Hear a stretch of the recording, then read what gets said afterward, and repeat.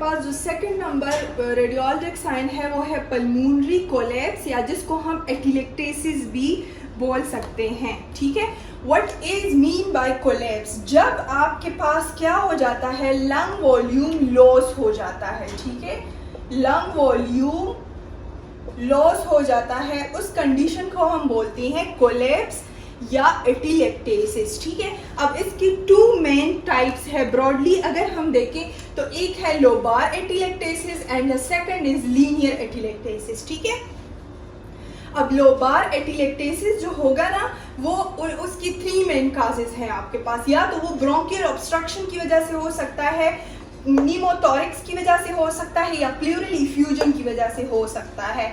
और लीनियर एटिलेक्टेसिस जो है उसका द ओनली काज जो है ना वो है हाइपोवेंटिलेशन। तो अब हम पढ़ते हैं इसको डिटेल में। सबसे पहले हम पढ़ते हैं पल्मोनरी कोलैप्स में लोबार एटिलेक्टेसिस, या पल्मोनरी एटिलेक्टेसिस में सबसे पहले है lobar atelectasis. What is lobar atelectasis? Lobar atelectasis जब आपके पास होल लोब जो है ना ऑफ द लंग वो इफेक्ट हो जाए, उसमें कोलैप्स हो जाए, उसको हम लोबार एटिलेक्टेसिस बोलते हैं। ठीक है, अब अगर यही लोबार एटिलेक्टेसिस हमें पता हो कि ये ब्रोंकियल ऑब्स्ट्रक्शन की वजह से हो सकता है, इसकी तीन मेन साइंस हैं। ठीक है, सबसे पहले अपने पास लिखिए मेडियास्टिनल शिफ्ट और ट्रेकियल शिफ्ट होगा। ठीक है, मेडियास्टिनल या ट्रेकियल शिफ्ट होगा, कहाँ पे होगा? सेम साइड पे होगा। मतलब कि जिस साइड, फॉर एग्जांपल ये लंग है, ठीक है, और ये ट्रेकिया है, अब इसमें कोलैप्स हुआ है इस लंग में। ठीक है, तो इसका शिफ्ट भी थ्रू द कोलैप्स साइड होगा। ठीक है, first number sign is the mediastinal shift और tracheal shift to the same side. Second number opacification increase होगी। किस चीज की ओपेसिफिकेशन? जो कोलैप्स वॉल है, कोलैप्स लंग है ना, जो लंग कोलैप्स होगा या जो लोब कोलैप्स होगा उसकी ओपेसिटी आपको क्या होगी? इंक्रीज नजर आएगी, आपको वो जगह ज्यादा वाइट नजर आएगी। ठीक है, third number is important which is silhouette sign. अब what is mean by silhouette sign? Silhouette sign हमने बोला था कि लॉस ऑफ बॉर्डर। अब यहाँ पे जो सिलहोट साइन है ना वो आपको सिर्फ इतना बता के देगा कि कहाँ पे किस लोब में कोलैप्स हुआ है। ठीक है, क्या बता के देगा? Which lobe is collapsed. ठीक है, तो अब सिलहोट साइन का अगर आप देखो तो, अगर फॉर एग्जांपल ये आपके पास में अगर इधर शो करूँ ना सिलहोट साइन, तो ये आपके पास वो लंग है। ठीक है, ये अपर लोब है, ये मिडल लोब है और ये लोअर लोब है।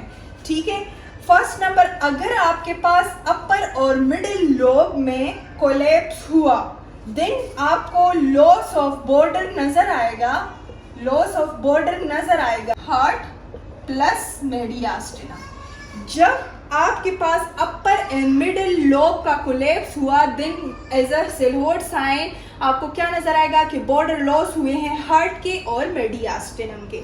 इस तरह अगर लोअर लोब कोलैप्स हुआ, देन आपको लॉस ऑफ बॉर्डर नजर आएगा, लॉस ऑफ बॉर्डर नजर आएगा। कहाँ पे नजर आएगा? डायफ्राम पे,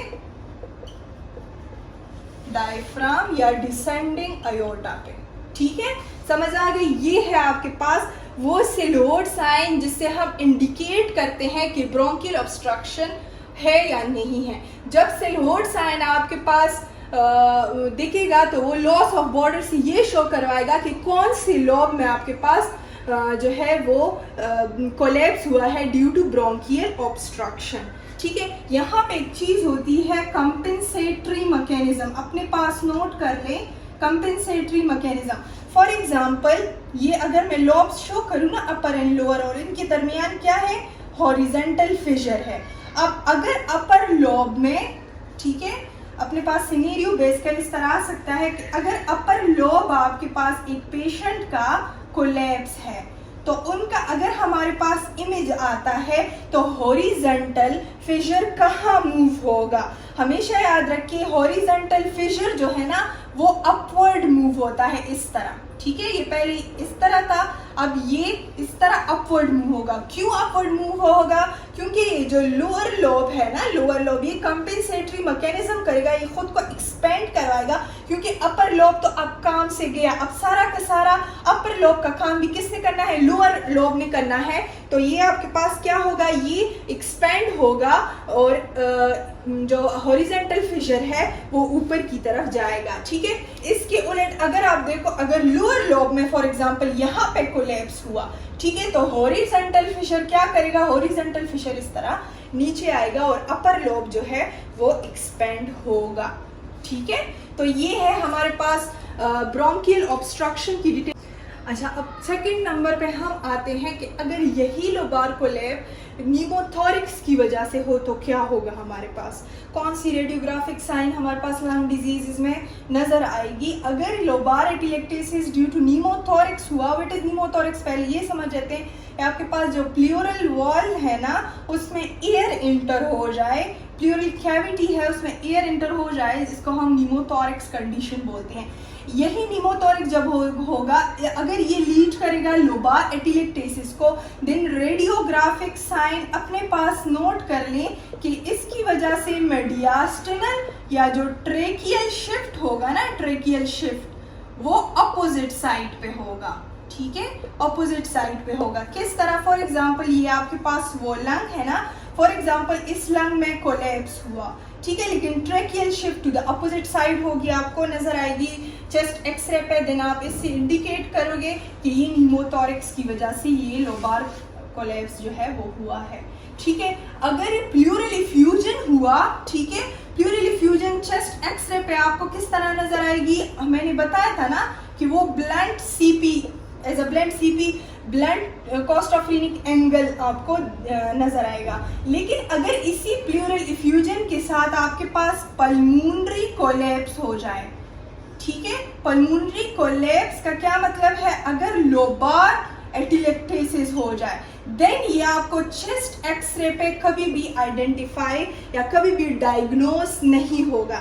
इसके लिए आप क्या करते हो? इसके लिए आप फिर सीटी पे जाते हो, क्योंकि ये कंडीशन मोस्टली जो है ना कार्सिनोमा को इंडिकेट कर रहा है। और आपको पता है कार्सिनोमा आप कभी भी चेस्ट एक्सरे पे डायग्नोज नहीं कर सकते। देन उसके लिए आप कहाँ पे जाते हो?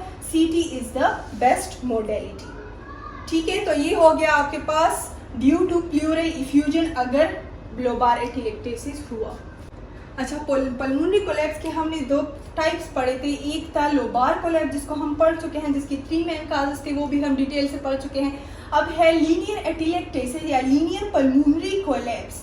ठीक है, अब ये कोलैप्स जो है ना, ये इसका जो सिर्फ एक काज है जो कि है हाइपोवेंटिलेशन।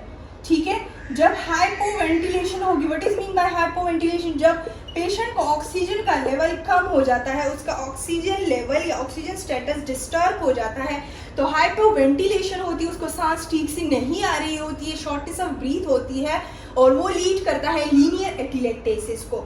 ठीक है, अब ये कौन कौन सी कंडीशन, हाइपोवेंटिलेशन कौन कौन से पेशेंट्स में हो सकता है? हाइपोवेंटिलेशन होता है पोस्ट ऑपरेटिव पेशेंट में। ठीक है, पोस्ट ऑपरेटिव पेशेंट्स में, वो पेशेंट्स जिनका सर्जरी हुई है, जिनका ऑपरेशन हुआ है, उनका ऑक्सीजन स्टेटस जो है ना वो डिस्टर्ब हुआ होता है। ठीक है, तो वो हाइपोवेंटिलेशन को लीड करता है, हाइपोवेंटिलेशन लीनियर एटिलेक्टेसिस को लीड करता है।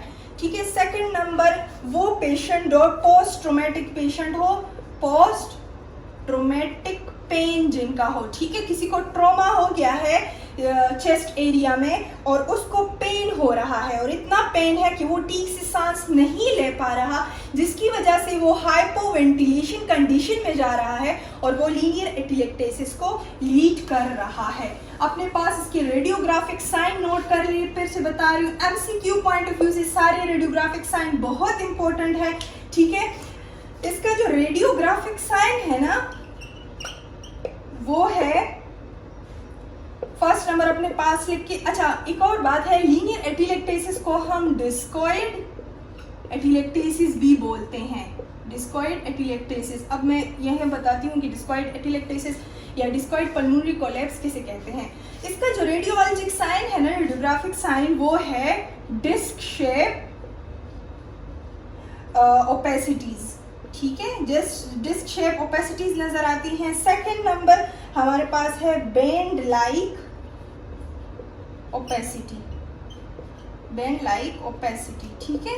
अब व्हाट इज डिस्क शेप, इसमें डिस्क शेप ओपेसिटी या लंग कोलैप्स नजर आता है, इसलिए इसको हम डिस्कॉइड एपिलेक्टेसिस बोलते हैं, ठीक है। और जो बेंड लाइक ओपेसिटी है ये भी इसकी जो है ना मोस्ट कॉमनली रेडियोलॉजिक साइंस है। ये जो डिस्कॉइड एपिलेक्टेसिस जिसको हम बोलते हैं डिस्क शेप ओपेसिटी जिस पे नज़र आती हैं, ये मोस्टली अपने पास नोट करें, ये मोस्टली होता है लोअर लोब में, और इसका या तो लोब इफेक्ट होगा इसमें, ठीक है, या maximum part of the lung जो है ना उस पर small small disc shape opacities इस तरह नज़र आती हैं, ठीक है, या होल लंग को इफेक्ट करती है या maximum part of the lung को।